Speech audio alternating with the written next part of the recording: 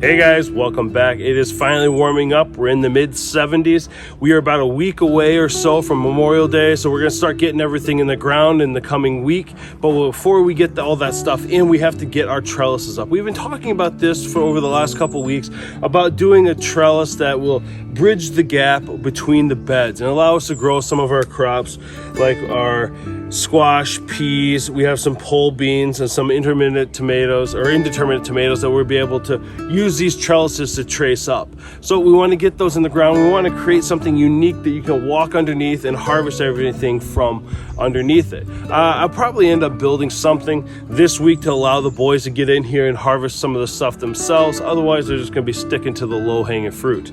Now, this is what I picked up to build those arches. We have our 16-foot cattle panels and we have our T-posts. We got a 5-foot T-post that we're going to be putting into the beds. We tested out the 8-footer, and based on the size of the beds and the gap, the 8-footers just aren't going to work, so we needed a little bit extra space. So the next size up is the 16-footers. We are going to cut this to size and make sure this fits, and we're going to have a lot of leftover. So we should have some excess panels that we'll end up using to create tomato cages or other sorts of trellises later. That'll be an upcoming video.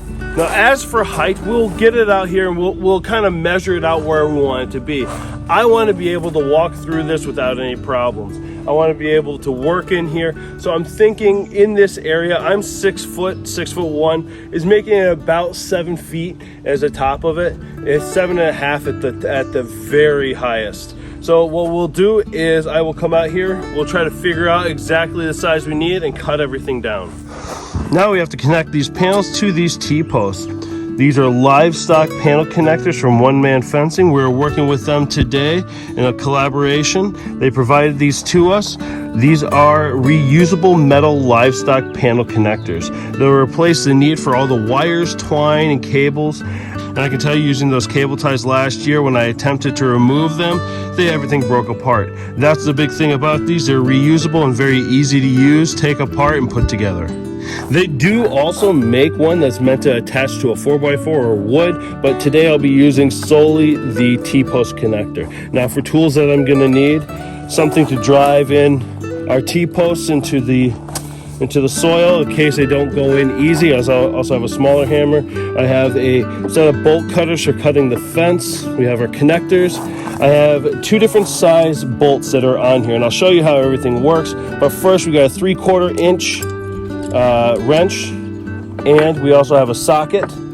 They're extended sockets to make sure that they don't get jammed up by the bolt. And for the smaller nut, we have a 7/16 wrench and socket.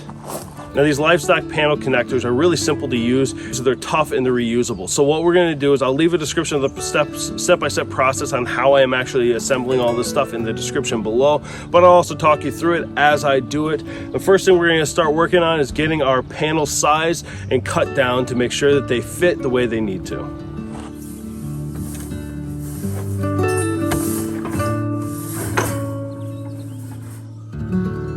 Now, as for trimming it down, we're lined up pretty good here. And I think just trimming off the smaller two panels is actually going to be a perfect fit for us. So we're going to trim this down by 2. Based on where the size of the bed is, we're thinking taking this down 3 and 3, so 6 total panels here and 2 from the end, the shorter end, and that should give us the exact size to fit into the bed with our T-post knocked in. Now, to trim down our cattle panels, we're going to be cutting it down to 13 feet 4 inches. We're using bolt cutters because they work a lot faster and they're safer than using an angle grinder.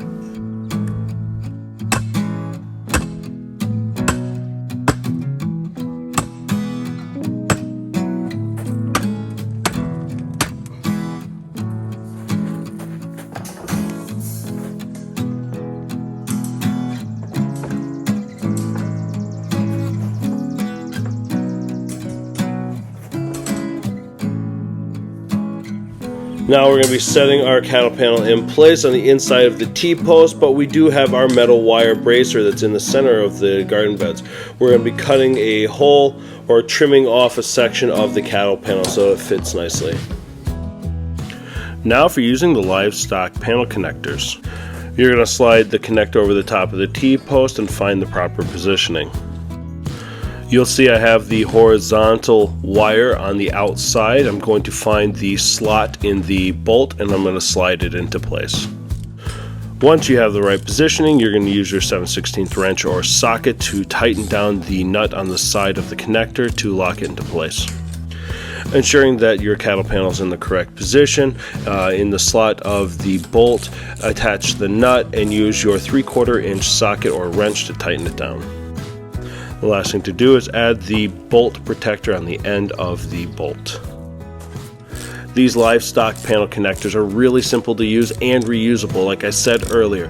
And it's when the eventual mistake happens or the wrong placement happens, it's really easy to fix. It's just a twist of a nut off the bolt, adjust, and you're back in the game.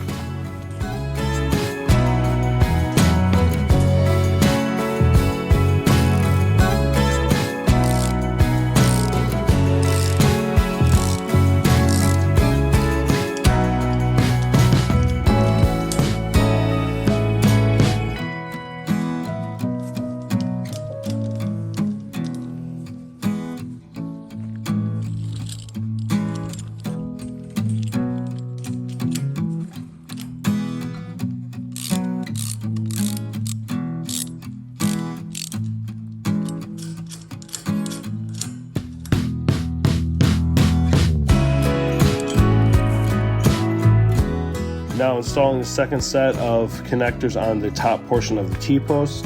Your normal spread would be about 3 to 4 feet from the top to the bottom to ensure that you have a nice strong hold onto the T-post, but because these are lifted up and into the beds and there's a lot of excess space where there's no material, we're only going to spread these about a foot apart. While cutting our panels to size, I'm noticing that the excess material that's left over is a perfect size to start making some other trellises, so we'll be utilizing those in the future.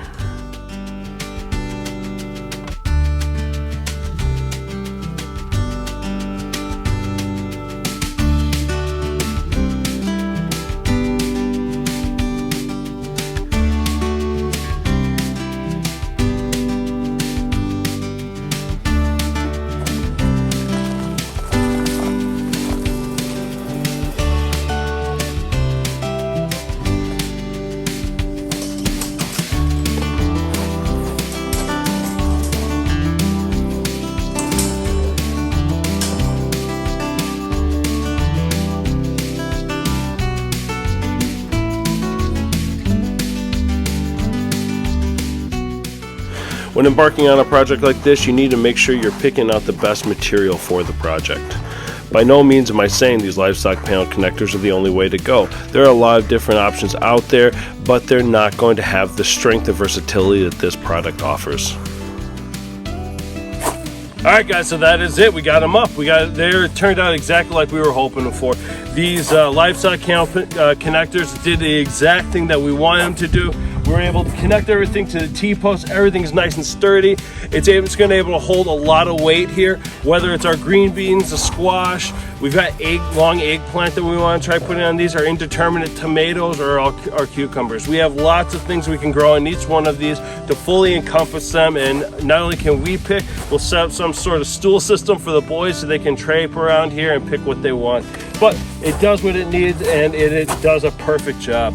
Now, if you're interested in checking these out, you can find them on Amazon for under One Man Fencing, or you can search livestock panel connectors, or you can go onto their website of onemanfencing.com and you can check them out there and put your order in there. If you have any questions or comments about the connectors, the system I did, how I set this up, please leave it in the description below. Reach out to us on Facebook or Instagram. Also, you can check out One Man Fencing on YouTube and on Facebook. They have an account there. If you have any questions about their product, you can reach out to them. Now that's going to be it. The next step is we are going to do our planting. Like I said, all the things that we have that have the ability to utilize these trellises, we have ready as seed and seedlings. They're ready to go in the ground, and they'll be going in this week. So stay tuned for that. And as always, thank you for watching, and we'll see you soon.